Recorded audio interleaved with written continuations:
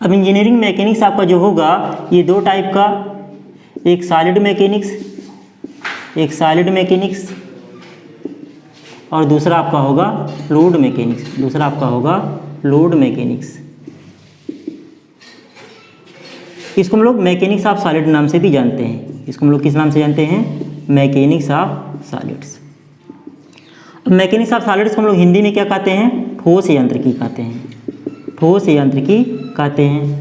और इसको हम लोग कहते हैं तरल यांत्रिकी कहते हैं। अब सॉलिड मैकेनिक्स क्या होता है? इसके अंतर्गत हम लोग ठोस पिंडों पर लगने वाले बल तथा उसके प्रभाव के बारे में अध्ययन करते हैं। और फ्लूइड मैकेनिक्स के अंतर्गत हम लोग इसके अंतर्गत तरल पदार्थों पर लगने वाले बल और उसके प्रभाव के बारे में अध्ययन करते हैं। अब ठोस यांत्रिकी आपका दो टाइप का होगा, एक होगा मैकेनिक्स ऑफ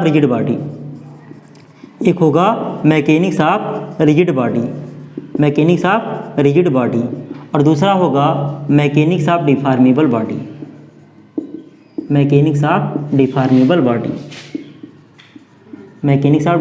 बॉडी। इसको बोलेंगे दृढ़ पिंडों की यांत्रिकी। इसको क्या बोलेंगे? दृढ़ पिंडों की यांत्रिकी।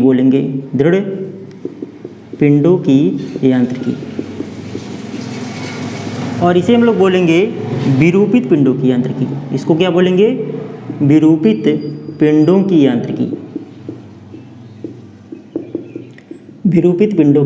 यांत्रिकी। तो मैकेनिक्स ऑफ रिजिड बॉडी क्या होगा? ऐसा बॉडी नहीं, हमको डिफिनीशन पढ़ना है मैकेनिक्स ऑफ रिजिड बॉडी की। तो इसके अंतर्गत हम लोग दृढ़ पिंडों पर लगने वाले बल तथा उसके प्रभाव के बारे में अध्ययन करते हैं। और मैकेनिक्स ऑफ डिफॉर्मेबल बॉडी के अंतर्गत हम लोग विरूपित पिंडों पर लगने वाले बल और उसके प्रभाव के बारे में अध्ययन करते हैं। अब मैकेनिक्स ऑफ रिजिड बॉडी जो होगा ये दो टाइप का होगा, एक आपका होगा स्टैटिक्स और दूसरा होता है डायनेमिक्स। दूसरा क्या होगा? डायनेमिक्स। तो स्टैटिक्स क्या होगा? इसको हम लोग हिंदी में स्थैतिक विज्ञान कहते हैं और इसको हम लोग कहते हैं गति विज्ञान कहते हैं, या इसको स्थैतिकी कहते हैं, इसको बोलते हैं गतिकी। तो स्टैटिक्स क्या होगा? स्थिति विज्ञान क्या होगा? इसके अंतर्गत हम लोग किसी पिंड के विरामावस्था में उस पर लगने वाले बल किसी पिंड की विरामावस्था में उस पर लगने वाले बलों का अध्ययन करते हैं। और डायनेमिक्स क्या होता है? इसके अंतर्गत हम लोग किसी पिंड की गतिमान अवस्था में उस पर लगने वाले बलों के बारे में अध्ययन करते हैं। हमारा डायनेमिक्स भी दो भागों में टूट जाता है। एक हमारा होता है काइनेमेटिक्स, एक क्या होता है हमारा? काइनेमेटिक्स, और दूसरा हमारा होता है काइनेटिक्स। अब काइनेमेटिक्स को हिंदी में बोलते हैं शुद्ध गति विज्ञान। इसको हिंदी में क्या बोलेंगे? शुद्ध गति विज्ञान बोलेंगे, शुद्ध गति विज्ञान। और इसको बोलेंगे बल गति विज्ञान। इसको क्या बोलेंगे? बल गति विज्ञान। तो यहाँ पे है शुद्ध गति का मतलब केवल गति। तो ये क्या? डायनेमिक्स की यानी ये गति विज्ञान की एक शाखा है जिसके अंतर्गत हम लोग किसी पिंड की केवल गति के बारे में अध्ययन करते हैं और गति का कारण यानी कि फोर्स के बारे में अध्ययन नहीं करते हैं। यानी कि इसके अंतर्गत हम लोग केवल गति के बारे में अध्ययन करेंगे। तो ये क्या होगा? Study of motion only. क्या होगा? स्टडी ऑफ मोशन, यानी कि केवल हम लोग मोशन की स्टडी करेंगे और काज ऑफ मोशन की स्टडी नहीं करते, यानी कि फोर्स की स्टडी नहीं करते हैं। और इसमें क्या होगा? Study of motion with respect to phase, study of motion with respect to with considering force, with considering force, यानी कि फोर्स को कंसीडर करते हुए हम लोग मोशन की स्टडी करेंगे। और यहाँ पे study of motion without considering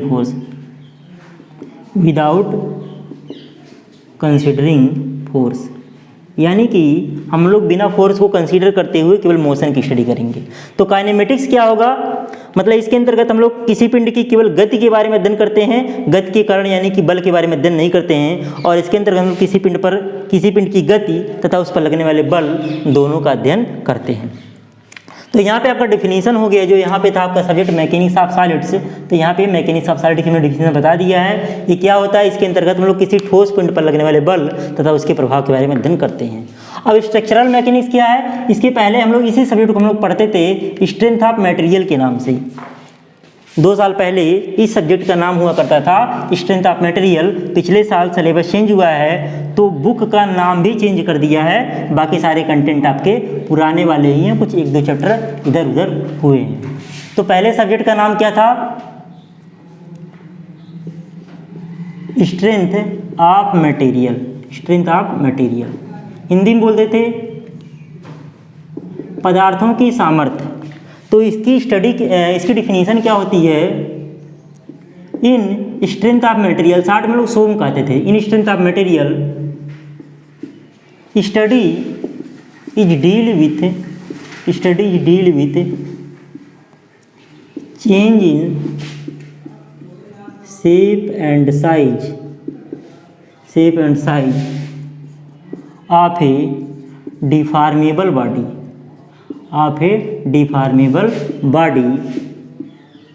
due to application of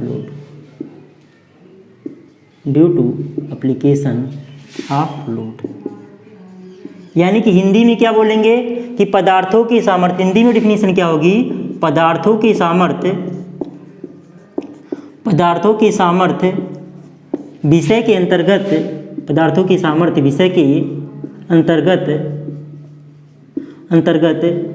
किसी विरूपित पिंड पर बल या लोड जो भी कही है, बल लगने के कारण, बल या लोड लगने के कारण उसके आकृति और आकार, शेप एंड साइज का मतलब आकृति और आकार में होने वाले परिवर्तन का अध्ययन किया जाता है, में होने वाले परिवर्तन का अध्ययन किया जाता है।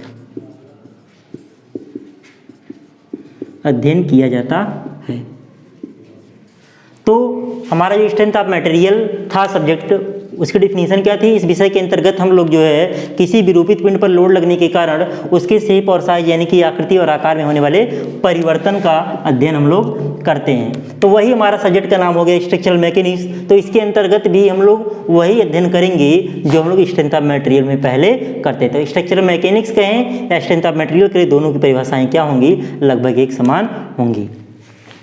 तो ये हमारा हो गया सब्जेक्ट का इंट्रोडक्शन हो गया। अब नेक्स्ट वीडियो हम लोग चैप्टर स्टार्ट करेंगे स्ट्रेस एंड स्ट्रेन। मैकेनिकल में नाम है स्ट्रेसेज एंड स्ट्रेन, और आपका सिविल ब्रांच वालों के लिए उसी चैप्टर का नाम है सिंपल स्ट्रेसेज एंड स्ट्रेन। तो दोनों में आपके टॉपिक जो हैं मिलते जुलते हैं, यानी कि सेम टॉपिक है। तो नेक्स्ट वीडियो में लोग चैप्टर स्टार्ट करेंगे पहला। अभी ये वाला जो आपका क्लास था, मतलब सब्जेक्ट का आपका क्या था? इंट्रोडक्शन था। थैंक यू दोस्तों।